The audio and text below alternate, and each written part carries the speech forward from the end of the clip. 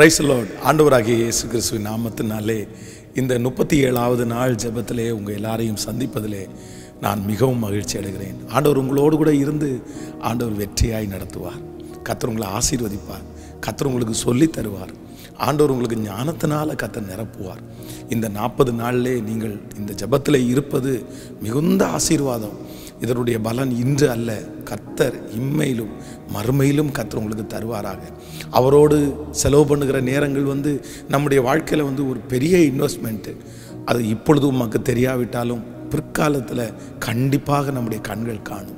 இன்று ஆண்டவர் ஒரு சம்பவத்தை வேதத்திலிருந்து எனக்கு நினைப்பூட்டினார். எனக்கு ரொம்ப ஆச்சரியமாக இருந்துச்சு. வாசிக்கலாம். மார்க் எழுதின சுவிசேஷம் 4ஆம் அதிகாரத்தினுடைய 39வது வசனத்தை வாசிக்கலாம். அவர் எழுந்து காற்றை அதட்டி கடலை பார்த்து, இறையாதே, அமைதலாயிரு என்றார். அப்பொழுது காற்று நின்று போய் மிகுந்த அமைதல் உண்டாயிற்று. ஆண்டவருடைய பிள்ளைகளே, இங்கே ஒரு மிகப்பெரிய பிரம்மாண்டம் நடக்கிறது. ஆண்டவராகிய இயேசு கிறிஸ்து சீடர்களோடு சேர்ந்து அவர் பிரயாணம் பண்ணுகிறார். அப்பொழுது ஒரு சுழல் காற்று அடிக்கிறது. அங்கே இருக்கிறவர்கள் எல்லாரும் அந்த கப்பல் அமிழ்ந்து போகத்தக்கதாக ஒரு பெரிய காற்று அடிக்கிறது. உடனே ஆண்டவர் எழும்பி நின்று, இதுவரையிலும் இப்படிப்பட்ட ஒரு காரியத்தை அவர்கள் பார்த்ததில்லை. பொதுவாக காற்றையும் தண்ணீரையும் யாராலையுமே தடுத்து நிறுத்த முடியாது. ஆனால் ஆண்டவர் எழும்பி நின்று ஒரு அதிகாரத்தோடு அவர் அந்த காற்றையும் கடலையும் அதட்டி, அமைதலாயிரு, இறையாதே அப்படின்னு சொல்றாரு. சொன்ன உடனே அவருடைய வார்த்தைக்கு அப்படியே கீழ்ப்படிந்து, அப்படியே வேதம் சொல்லுகிறது, அந்த காற்று அமர்ந்தது, அந்த கடலும் அமைதியானது. இன்று ஆண்டவர், நான் நம்புகிறேன், என்னுடைய வாழ்க்கையிலே அதிகாரமுள்ளவராய் எழும்பி நிற்கிறார். ஒருவேளை சில கொந்தளிப்புகளை உங்களுடைய வாழ்க்கையில் நீங்கள் பார்த்து கொண்டே இருக்கலாம். யாராலும் அதை அடக்கவே முடியாது, பெரிய கொந்தளிப்பு. ஆனால் நான் நம்புகிறேன், இன்றைக்கு ஆண்டவர் உங்களுடைய வாழ்க்கைக்கு முன்பாக எழும்பி நின்று அவருடைய அதிகாரத்தை கர்த்தர் பயன்படுத்துகிறார். கர்த்தருடைய ஆளுகை அந்த இடத்துல வருகிறது. பாஸ்டர், இந்த காரியத்தை எல்லாம் யாராவது ஒருத்தர் ரொம்ப தீவிரமாக செய்யணும், ரொம்ப ஸ்ட்ரிக்டாக செய்யணும், இல்லைன்னா பண்ண முடியாது. ஆனால் ஆண்டவர் இந்த நாளிலே கர்த்தர் வாக்கு கொடுக்கிறார், நான் உன்னுடைய வாழ்க்கையிலே, உன்னுடைய காரியத்திலே நான் தீவிரம் காட்டுவேன், என்னுடைய அதிகாரத்தை நான் செலுத்துவேன். உங்களுடைய வாழ்க்கையில் எந்தெந்த இடத்துலெல்லாம் கர்த்தர் அதிகாரத்தை செலுத்தணுமோ அங்கெல்லாம் ஆண்டவருடைய அதிகாரம் உங்கள் வாழ்க்கையிலே வரும். வேதத்தில் நீங்கள் வாசிக்கும் போது அவ்வளவு நாட்களாய் ஒரு மனிதன் வியாதியாக இருக்கிறார். ஆனால் அந்த மனுஷனை விடுதலை ஆக்குனது அந்த ஜனங்கள் எல்லாம் ரொம்ப தப்பாக சொல்கிறாங்க. ஒரு ஓய்வு நாளாச்சு இல்லை, இந்த நாளில் அப்படி செய்ய முடியுமா? செய்வது வழக்கமா? இவர் எங்கே வழக்கத்துக்கு மாறாய் செய்கிறார். ஆனால் அந்த இடத்திலே ஆண்டவர் தன்னுடைய அதிகாரத்தை கர்த்தர் பயன்படுத்தினார். அந்த இடத்துல ஆண்டவர் அவர்களுக்கு ஒத்து போகவே இல்லை.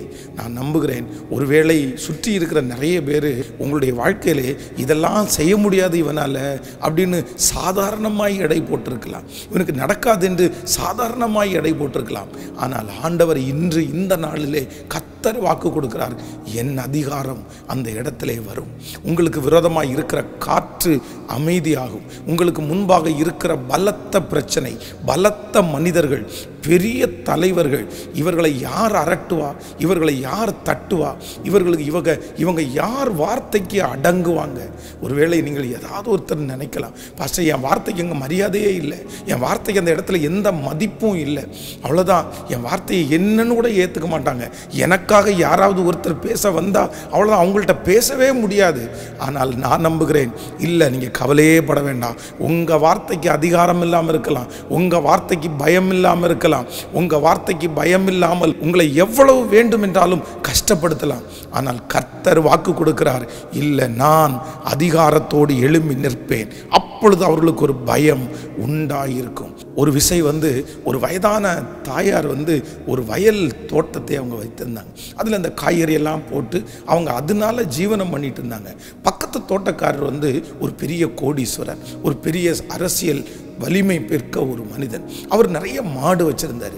இவர் இந்த மாடுகளை எல்லாம் மேய்வதற்காக அனுப்பி விடும்போது அது பக்கத்தில் இருக்கிற அந்த அம்மாவுடைய அவங்க விவசாயம் பண்ண சின்ன சின்ன செடிகளை எல்லாம் பிடுங்கி தின்னும். அப்போ இந்த அம்மா போய் அந்த மனுஷனிடத்தில், ஐயா என்னுடைய பிழைப்பே அதான் ஐயா, நீங்கள் எப்படியாவது உங்கள் மாடை ஒரு எல்லைக்குள்ளே வச்சுக்குங்க, இங்கே அனுப்பாமல் இருந்தால் நல்லாயிருக்கும், அது இங்கே வந்து என்னுடைய எல்லாத்தையும் நஷ்டப்படுத்துது அப்படின்னு சொன்ன உடனே இந்த மனுஷன், நீ யார் எங்கிட்ட பேச வந்திருக்கிற, எங்கிட்ட பேசுறது உனக்கு என்ன தைரியம் வந்துருச்சு, அதெல்லாம் பண்ண முடியாது, பார்த்துக்கலாம் போ அப்படின்னு சொல்லி வெறுமையாய் அனுப்பிவிட்டார். இந்த தாயார் ஆண்டவரிடத்தில் வந்து ஜெபம் பண்ணாங்க, ஆண்டவரே எனக்கு எந்த அதிகாரமும் இல்லை, நான் என்ன பண்ணுறது எனக்கு தெரியல, ஆனால் நீங்கள் அதிகாரம் இருக்கிறவங்க, நீங்கள் தான் அந்த மனுஷனை தட்டி கொடுக்க முடியும், நீங்கள் தான் அந்த மனுஷனை அப்படி வைக்க முடியும்னு ஜெபம் பண்ணாங்க.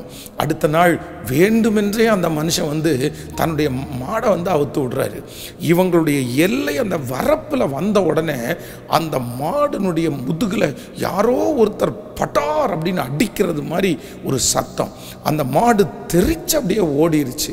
அதற்கு பிறகு பார்த்தீங்கன்னா அந்த மனுஷன் கொண்டு வந்து பக்கத்தில் அந்த மாடை கொண்டு வந்தால் கூட இவங்களுடைய அந்த எல்லை வந்துச்சு பாருங்கள், அந்த வரப்பு வந்துச்சு பாருங்கள், அந்த மாடு அப்படியே தெரிச்சு ஓடும், தன்னுடைய அந்த எஜமான் அப்படியே இழுத்துட்டு ஓடும்.